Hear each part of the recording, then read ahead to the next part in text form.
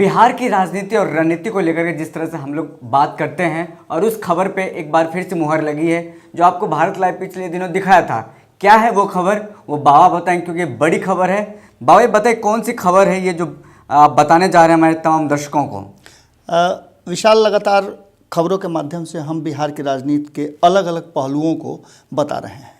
हमारी खोजी पत्रकारिता और आप लोग जो अलग अलग राजनीतिक दल के नेताओं से बात करके आ रहे हैं।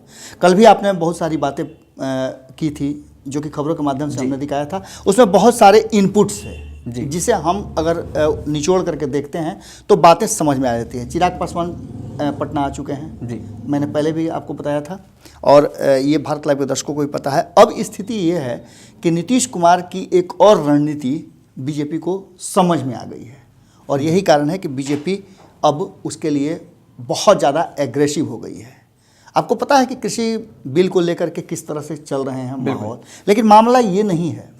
मामला है कि इसके तह में किस तरह से भारतीय जनता पार्टी को घेरने का प्रयास हो रहा है। हालांकि जदयू ने इस बिल पर पूरा समर्थन किया है। आपने देखा होगा सदन में भी किस तरह से आरसीपी सिंह ने बयान दिया और उन्होंने नील की खेती को कैसे एक्सपोज किया, कैसे बताया कि मैं इतिहास का छात्र रहा हूं।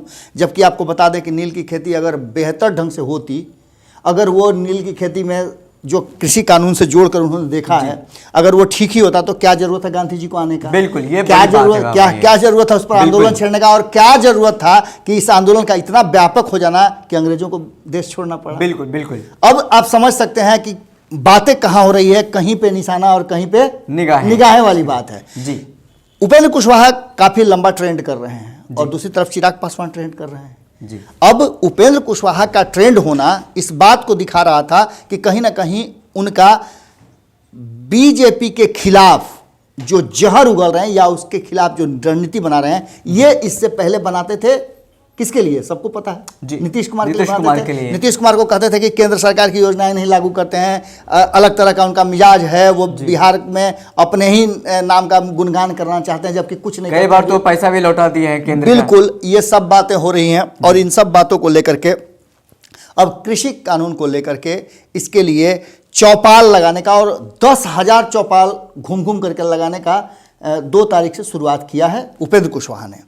इसके असर होने लगे हैं जी। और कहीं ना कहीं किसानों को जागरूक करना शुरू कर चुके हैं। इन सब बातों को लेकर के अब भारतीय जनता पार्टी एग्रेसिव हो गई है और जम करके उपेंद्र कुशवाहा पर हमला किया है जी। साफ तौर पे कहना है भारतीय जनता पार्टी का कि अगर भारतीय जनता पार्टी ऐसी ही थी तो 2014 से लेकर के 2018-19 तक जी वो हमारे साथ कैसे थे, बिल्कुल तब उनको नीतीश कुमार खराब कैसे लगते थे जी।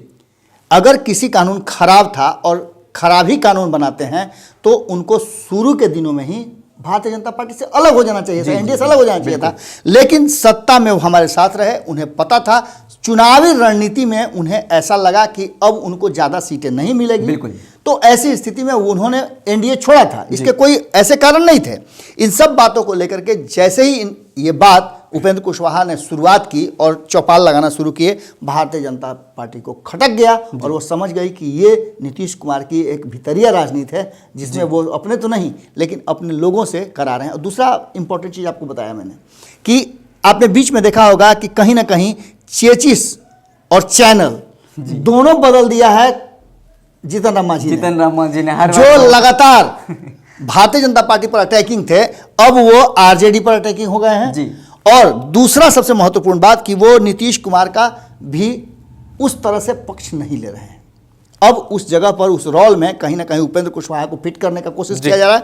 और उपेंद्र कुशवाहा की तरफ से उनके जो राष्ट्रीय प्रवक्ता है फजल इमाम मलिक ने कहा है कि हम एनडीए का हिस्सा नहीं है और ये कानून कहीं ना कहीं किसानों के लिए डेथ वारंट पर साइन करने जैसा है। ये बहुत बड़ी बात है और ये बात कहीं से भी भारतीय जनता पार्टी को पच नहीं रही है और यही कारण है कि भारतीय जनता पार्टी ने जमकर आरएलएसपी पर हमला कर दिया है और ये मामला अब एक दूसरे एरा में जाएगा। भारत लाइव ने बताया था कि कहीं ना कहीं भारतीय जनता पार्टी इस बात के लिए तैयार हो गई है कि तू डाल तो मैं पात और उसी का परिणाम है कि अब भारतीय जनता पार्टी आरएलएसपी पर मुखर हो गई है। एनडीए में उनके शामिल होने का जो कवायद चल रहा था, अब उसमें देखना होगा कि आगे की क्या कड़ी होती है, विलय या फिर एनडीए में शामिल।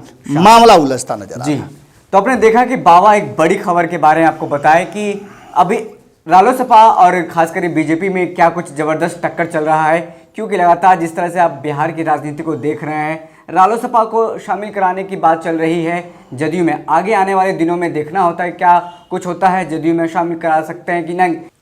ऐसे भारत लाइव को देखते रहें, ज़्यादा से ज़्यादा लोगों तक हमारी खबर को शेयर करें। अगर आपको लगता है कि हमारी निष्पक्ष पत्रकारिता आगे बढ़ती रहनी चाहिए तो आपको एक UPI नंबर दिख रहा होगा, चैनल के नीचे स्क्रॉल कर रहा है, उस पर सहयोग करें।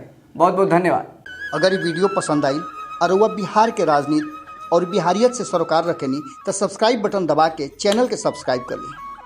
ओजे एगो घंटी बा, ओकरा बटन दबा देला से कुल सटीक और मारक खबर रुआ मुफ्त में मिल जाई। अगर रुआ पत्रकारिता के हमनी के नया प्रयोग में सहयोग कर चाहतानी तो ज्वाइन बटन दबा दी। पेटीएम नंबर नोट कर ली 9386816700। धन्यवाद।